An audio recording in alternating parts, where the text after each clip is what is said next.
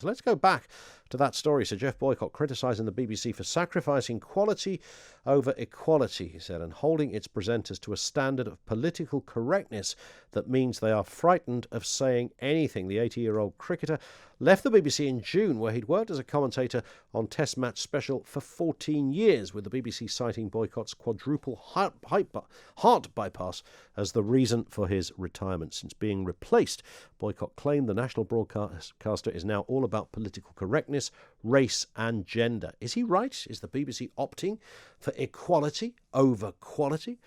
Let's speak with Will Wyatt, former BBC executive. He was director of BBC TV from 91 to 96. Will, afternoon to you. These are strong words, of course, from Mr. Boycott. What do you, on the face of it all, what do you make of the equality over quality comment? It sounds to me as if a grumpy old man has just got even grumpier.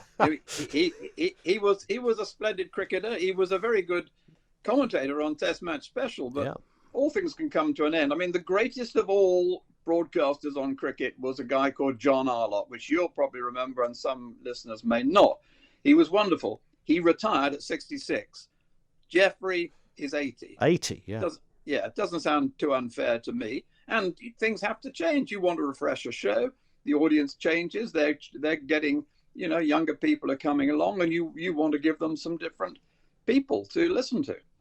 He would argue, of course, and you will be familiar with this, and I'm sure even in the 90s, Will, this debate was still raging about diversity on TV, and there's nothing, certainly on the face of it, there's nothing wrong with that, of course, if you want to put more faces. I mean, there was a time that debate was really about just getting more females into positions. Now we talk about gender, we talk about colour in particular. I mean, I'm assuming that's not an entirely new debate in the dizzy heights of BBC executives. Well, not so dizzy, I think. No, it's not a new debate, but I think it's much more in the forefront of people's minds these days. We obviously discuss it and we try to do things about it. I don't think we are particularly brilliant, but people want to see themselves reflected. They want to see the kind of world that they live in reflected. And an audience wants to be able to tune into people who are, as it were, current as well as the oldsters.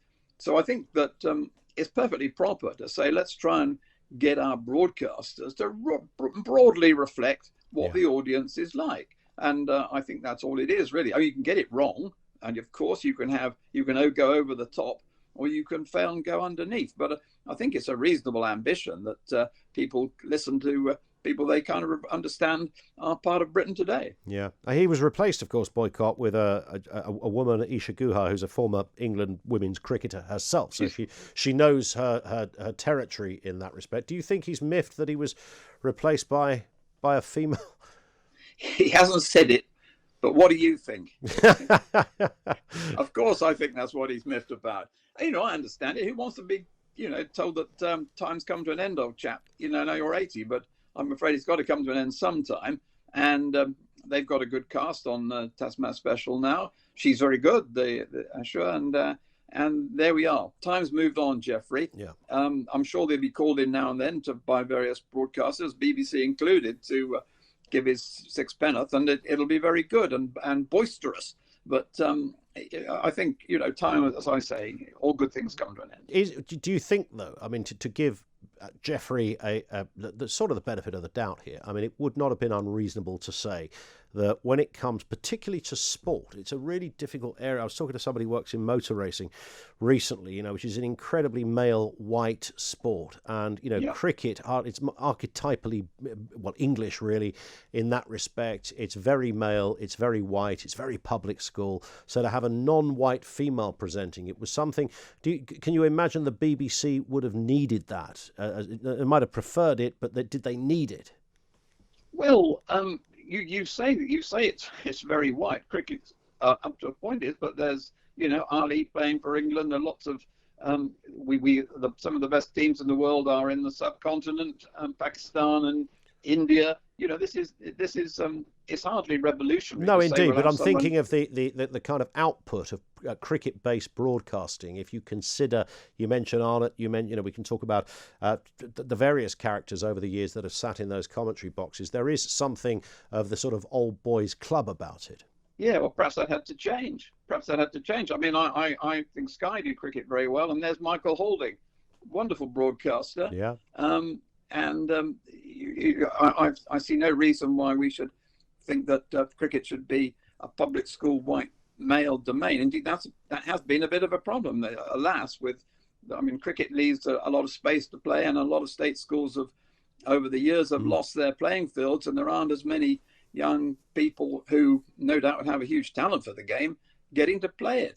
I think anything you can do to say it isn't just for public school chaps, it's for the world, the better.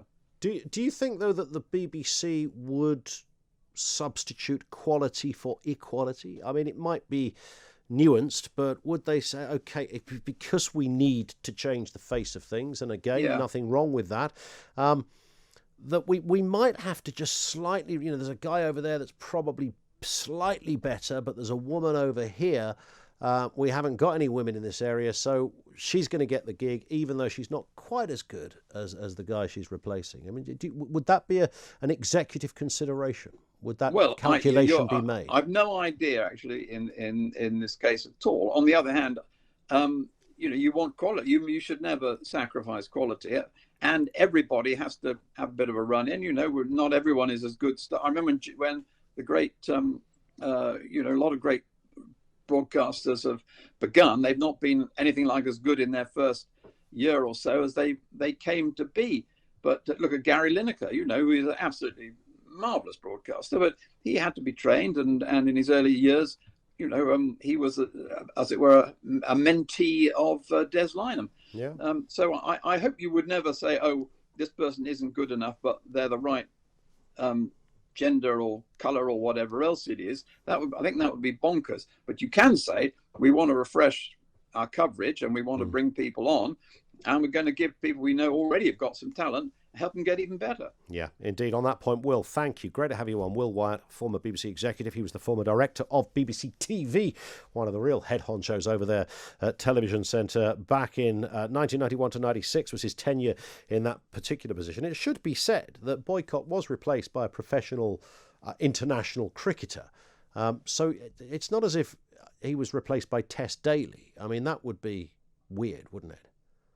Do you know the biggest shock I ever got? I don't want to say that I'm not a fan of Tess Daly, but when I found out that she got paid for doing Strictly, was one of the biggest shockers I ever heard. I thought, she's paid for that.